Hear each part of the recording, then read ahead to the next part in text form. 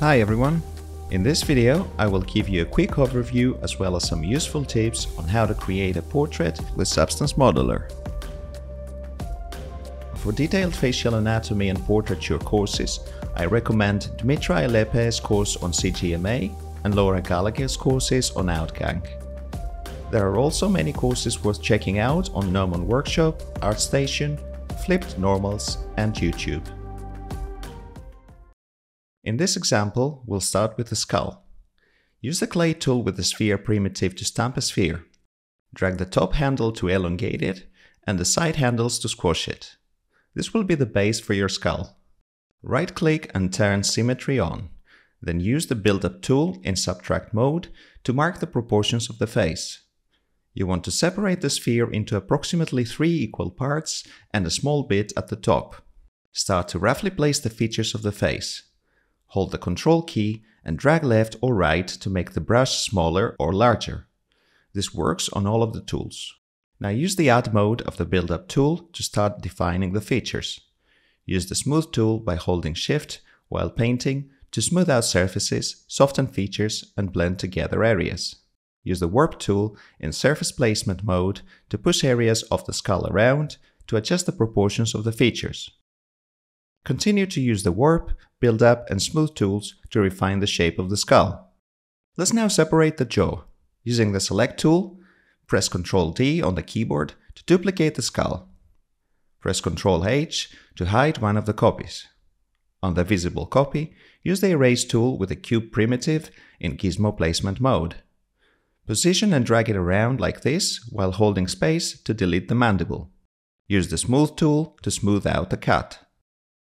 Right-click on the skull. Click Show All and hide the skull without a mandible. Now you have the other full copy left. Use the Erase tool once more with the cube primitive to delete the top part of the skull this time. Right-click and Show All again. Now you have the skull separated in 2 parts. Use the Build-Up, Warp and Smooth tools to further refine the shape of the top of the skull.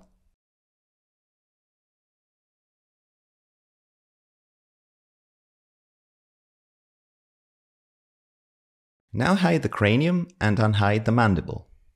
Use the Erase tool with the cylinder primitive to hollow it out.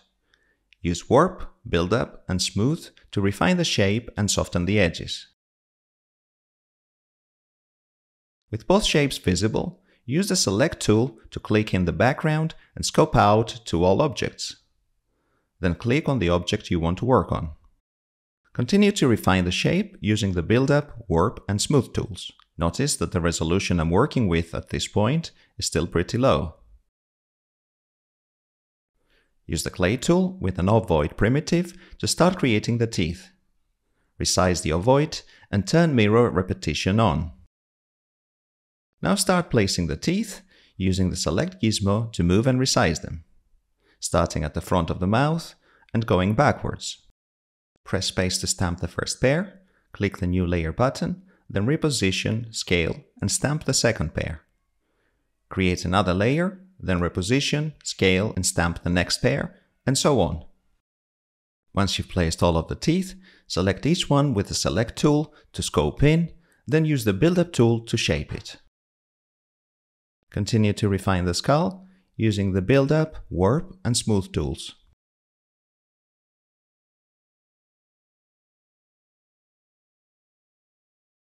Let's now create the nose and ear cartilages using the Clay tool. Place a sphere and use the Warp tool with Symmetry on to shape it like a nose. Use the Smooth tool to soften the shape. Use the Build-Up tool in Subtract mode to create the nostrils, and then in Add mode to add volume to the bridge, tip and around the nostrils. For the ears, start out with an N-gun primitive with a roundness of 100. Use the Warp tool to shape it. Make sure that you have repetition turned on the shape so that it mirrors over to the other side. Use the Build-Up tool with different sizes and fall-off curves in both Add and Subtract mode to sculpt the cartilage. You can use exactly the same techniques to create the eyes. Stamp primitive spheres, then sculpt them with Warp, Build-Up and Smooth. Now use the Clay tool with the sphere in Surface Placement mode. Make it small enough for the thickness of the cranial muscles and turn mirror symmetry on. Start drawing on the skull to place the outline of the cranial muscles. Let's start with the epicranial muscles. These go all the way around the front, top, and back of the cranium. The idea here is to build up a thin layer on top of the existing surface and then to smooth it out so that the thickness is consistent. Once you've covered the whole area of the muscle, right-click on the new shape and turn the clay resolution down to the point where the individual strokes disappear. For bigger muscles, like the trapezius muscle on the back of the bust, we will use a different technique. Create a cuboid with the clay tool in gizmo placement mode. Place it and size it like so, then mirror it. Use the warp tool in surface placement mode to shape it.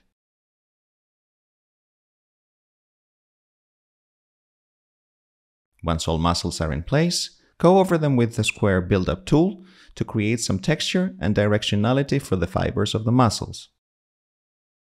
Before you can create the skin surface, the gaps between the muscles and bones need to be filled in. Create spheres with the clay tool in gizmo placement mode. Place them in the gaps between the muscles and shape them with the warp tool in surface placement mode. Make sure to mirror everything so you don't have to do the same work twice. Fill in the cheeks and neck gaps like I do here. With all internal shapes in place, we are now ready to create the skin. To do this, we need to first duplicate everything. First, scope out by double-clicking on the background. Press Ctrl A to select everything, then Ctrl D to duplicate the selection. You now have 2 copies of the bust. You can use the Select tool if you want to move the copy to the side to confirm it's there. With the copy still selected, press Ctrl H to hide it. Pick up the Paint tool and bright color from the Color Picker palette and paint the whole copy the same color. Right-click in the background and select Show All under Visibility to make sure that both copies are visible. The next step is to pull the skin layer outwards over the muscles and bones. Double-click on the bright skin copy with the Select tool, then use the Build-Up tool in Surface Placement mode to build up skin over the muscles and bones. Work gradually and carefully, and try to keep the underlying muscles and bone structure as much as possible. You may have to increase or decrease the clay resolution of your skin object to make the skin smoother or to add more detail. At some point, you'll have the whole bust covered with skin. You can then go ahead to work on details. Define features and muscles more using the Warp and Build-Up tools in Surface Placement mode. Smooth out features and blend areas with the Smooth tool. Consistent anatomy references will help a lot here. With all the primary shapes and general landmarks in place, you can now start working on your portrait's likeness. I made a self-portrait out of this generic bust using the same 3 tools: Warp, Build-Up, and Smooth. I broke up the symmetry at some point to work on the asymmetric features. Regardless of whether you're working on a real person or imaginary character, make sure to use as many references as possible from as many angles as possible. Once you're happy with your results and you're ready to export the mesh, select only the skin mesh, then go to File, Export to bring up Modeler's Export dialog. Here you will find export presets for many industry standard packages, as well as individual options for format, scale, orientation, and topology. For example, to send your model to Substance Painter, apply the Painter preset and set the polygon count and adaptive factor to something appropriate for your model. The higher the adaptive factor, the more geometry will be added on the areas that are more detailed. Finally, check Generate UVs so that your mesh is paintable. Modeler will automatically generate UVs for your models over 1 or more UV tiles. Modeler produces solid automatic results that are usable without modifications in many cases. However, when working with realistic portraits, manual control over the topology and UV layout of your model is preferable.